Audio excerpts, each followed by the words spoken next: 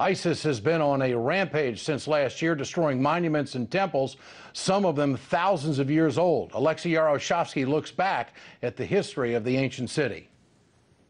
Earliest documents proving Palmyra's existence date back to 2,000 years before Christ. Established in a strategically important location on the Silk Road trade route, it quickly became one of the wealthiest cities in the region, allowing it to build a plethora of monumental projects now included into UNESCO's World Cultural Heritage list, such as the Ark of Palmyra, the Great Colonnade, and the Temple of Bel. So lucrative Palmyra was to regional powers that it changed hands on numerous occasions before becoming part of the Roman Empire in 3rd century AD. By then, not only Palmyra was a citadel of culture in the region, it even had its own language and writing, the traits which led to the city to rebel against the Roman rule and create its own splinter state, the Palmyrian Empire. It lasted for only 3 years before being violently quelled by Emperor Aurelian in 273 AD, and ever since then it's been part of Syria. It had been destroyed on numerous occasions, by Romans in 273 and by Mongols in the 1400s, always being rebuilt though. It also withstood a number of invasions, including crusades. What Palmyra and its priceless cultural sites were not ready for was ISIS. The Islamic State seized control over the ancient city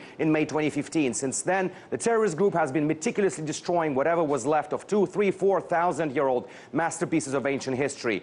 Even without open fighting in that territory, it seemed that ISIS just wanted to eradicate the things this world holds dear. And they have partially succeeded in that. It has now been confirmed that the iconic Ark of Palmyra, the 1,800 years old, and the 2,000-year-old Temple of Bel were completely erased from the face of the earth. The good news came on March 27th when the Syrian government forces recaptured Palmyra from the Islamic State. It turns out that many ruins have survived, including the Agora and the celebrated Roman theater. Chief of Syrian Antiquities Mamoun Abdelkarim said that the situation was much better than they had initially expected. To a certain extent, this may be down to this man, or rather a hero unsung by the world media. Khaled al-Assad, chief archaeologist in Palmyra, for over 4 decades evacuated priceless museum items when ISIS was advancing on the city.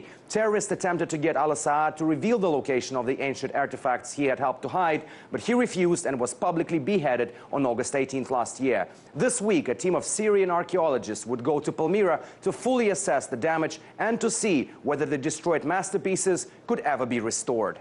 Alexey Yaroshevsky, RT, reporting from Washington, D.C.